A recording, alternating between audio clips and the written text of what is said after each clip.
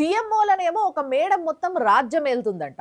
బయట ఒక బిఎంఓ కథ మొత్తం నడిపిస్తున్నాడంట. అంటే బామ్మర్ది ఆఫీస్ అని అర్థం.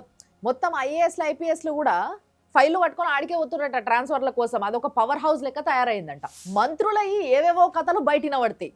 మెస్సీ వస్తున్నాడంటే 2 నెలల ముందు నుంచే ఇక మెస్సీయే నడుస్తుంటది. ఇవే వినిపిస్తుంటే వార్తలలో అంతా ఇంకేముండవు. అరే ఒక బీసీ బిడ్డ బలిదానం చేసుకుంటే ఇప్పటి వరకు ఎఫ్ఐఆర్ లేదు, అడిగినోళ్ళు లేడు. ఎస్సీ బిడ్డ నిన్నటికి నిన్న మల్కాజ్గిరిలా పీరియడ్స్ ప్రూవ్ చేసుకోవాల్సి వచ్చి తర్వాత ఆ పిల్ల చనిపోతే ఇప్పటిదాకా ఎఫ్ఐఆర్ లేదు. అసలు ఏం జరుగుతుంది?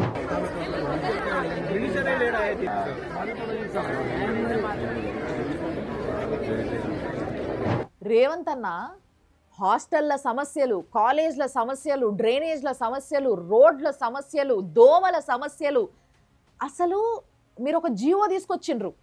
ఆ జీవోలా అసలు ఫుడ్ అడ్మినిస్ట్రేషన్ ఫస్ట్ టేస్ట్ చేయండి, పిల్లలకు వెంటనే పెట్టొద్దు అన్నారు. మీరు తెచ్చిన జీవోనే. కానీ ఎంతమంది అడ్మినిస్ట్రేషన్లు ఉన్నోళ్ళు హాస్పిటల్ పాలయ్యిండ్రు, మరి ఎందుకు పిల్లలు మాత్రమే హాస్పిటల్ పాలవుతుండ్రు? అన్న రేవంత్ అన్న, మీ పేరు చెప్పుకొని లేకుంటే మీకు పరిచయం అని చెప్పుకొని చాలామంది బయట పవర్ హౌస్ క్రియేట్ చేసుకుంటున్నారంట.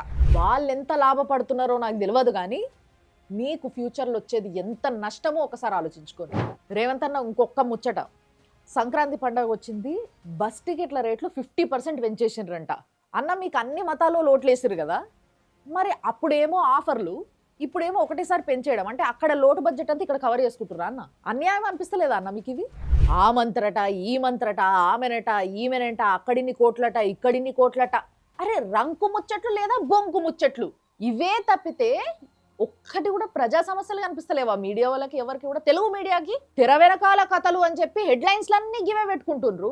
అరే కళ్ళ ముందు కనిపిస్తున్న సమస్యలు ఏడిపోతున్నాయి. మరి రాజకీయాలంటే టగ్ ఆఫ్ వార్ లెక్క ఉంటుండే, కానీ ఇప్పుడు రాజకీయాలంటే సీక్రెట్ ముచ్చట్ల వార్ లెక్క తయారైంది.